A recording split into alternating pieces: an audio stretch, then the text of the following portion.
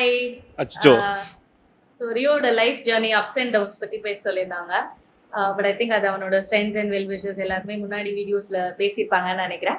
So நான் இப்போ சொல்லக்கூடிய ஒரு விஷயம் மட்டும்தான். அது வந்து I love you so much. உன்னோட அப் டவுன் ஹைலோ எல்லாத்துலேயுமே இது same thing. I always love you. And வேற என்ன, ரிலீஸ் நெருங்க நெருங்க நீ சந்திரமுகியா மாறிடுற எனக்கு தெரியும். பிகாஸ் நான் ரொம்ப டென்ஷன் ஆகும் ரிலீஸ் டைமில். இந்த தடவை அதெல்லாம் ஆகாத, சில்டாக ரிலாக்ஸ்டாக இரு. பிகாஸ் இந்த படம் 100% சக்ஸஸ்ஃபுல் ஆகும், சூப்பராக ஓடும். So just stay com.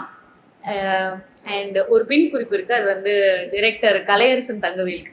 ஏன்னா அவர் கண்டிப்பாக வந்து இன்டர்வியூவில் வந்து சொல்வார், இந்த படத்தில் வந்திருக்கிற சில மேரேஜ் ப்ராப்ளம்ஸ், பெண்கள் பண்ணுறது இதெல்லாம் வந்து எங்களோட மேரேஜ்லேருந்து கொஞ்சம் இன்ஸ்பயர் ஆகிருக்குலாம் சொல்லுவார். கண்டிப்பாக தயவு செஞ்சு நம்பாதீங்க. ஏன்னா ரொம்ப சமத்து, சண்டையெல்லாம் போட மாட்டேன். அவ்வளோதான். All the best to the entire team. Bye. இதுல நிறைய விஷயங்கள் அவங்க சொல்லியிருக்காங்க. அவங்களோட லைஃப் பத்தி எதுவும் இல்ல, பெண்களை பத்தி சொன்னது அப்படின்ட்டுலாம். அஃப்கோர்ஸ் உங்களுக்கு ரியல் லைஃப் எக்ஸ்பீரியன்ஸ் இருந்திருக்கும்.